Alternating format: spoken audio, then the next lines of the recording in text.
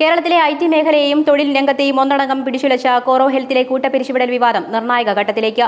US കമ്പനിയായ കോറോ ഹെൽത്തിന്റെ കൊച്ചി, കോഴിക്കോട് ഓഫീസുകളിലെ ജീവനക്കാരുടെ കൂട്ടപ്പിരിച്ചുവിടലുമായി ബന്ധപ്പെട്ട പ്രശ്നങ്ങൾ പരിഹരിക്കാൻ മന്ത്രി ബിന്ദു കൃഷ്ണയുടെ നേതൃത്വത്തിൽ നടന്ന ചർച്ചയിൽ പരിഹാരമായില്ല. എന്നാൽ ഈ മാസം 20-ന് കമ്പനി അധികൃതരുമായി നേരിട്ട് ചർച്ച നടത്തുമെന്നും വിട്ടുവീഴ്ച ചെയ്തില്ലെങ്കിൽ കമ്പനിക്കെതിരെ നിയമ നടപടി സ്വീകരിക്കുമെന്നും മന്ത്രി പറഞ്ഞു. വിഷയത്തിൽ പിന്നോട്ടില്ല എന്നാണ് കമ്പനിയുടെ നിലപാട്. കേന്ദ്ര സർക്കാരിന്റെ ലേബർ കോഡ് അനുസരിച്ച് അതിലെ വ്യവസ്ഥകൾ പാലിച്ചുകൊണ്ടാണ് പിരിച്ചുവിട്ടതെന്നാണ് കമ്പനി മുൻപേ പറഞ്ഞിരുന്നത്. നിർമ്മിത ബുദ്ധിയുടെ വരവോടെ US തൊഴിൽ നയത്തിലുണ്ടായ മാറ്റവും ആഗോള സാമ്പത്തിക പ്രതിസന്ധിയും പുതിയ പ്രോജക്റ്റുകൾ ലഭിക്കാത്തതുമാണ് ഇത്തരമൊരു പിരിച്ചുവിടലിന്റെ കാരണമായി കമ്പനി പറയുന്നത്. കഴിഞ്ഞ ദിവസം നടത്തിയ ചർച്ചയിൽ കമ്പനി പ്രതിനിധികൾ നേരിട്ട് പങ്കെടുത്തില്ല.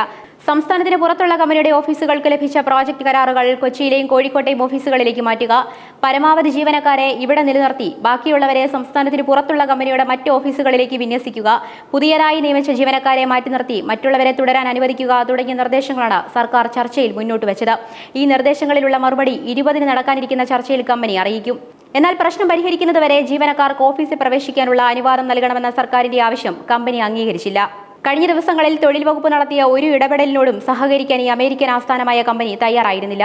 കേരളത്തിൽ കമ്പനി പ്രവർത്തനം തുടങ്ങിയിട്ട് 4.5 വർഷമായി. അത്തരത്തിൽ പ്രവർത്തിക്കുന്ന ഒരു കമ്പനിയുടെ കൊച്ചി, കോഴിക്കോട് എന്നീ ഓഫീസുകളിൽ നിന്നാണ് 800ഓളം പേരെ ഒറ്റയടിക്ക് പിരിച്ചുവിട്ടത്. കഴിഞ്ഞ ജനുവരിയിൽ ബംഗളൂരു ഓഫീസിൽ നിന്ന് കൂട്ടത്തോടെ പിരിച്ചുവിട്ടത് 200 പേരെയാണ്. കൊച്ചിയിൽ നിന്ന് 58 പേരെയും കോഴിക്കോട് നിന്ന് 86 പേരെയും കോറോ ഹെൽത്ത് ജനുവരിയിൽ പിരിച്ചുവിട്ടിരുന്നു.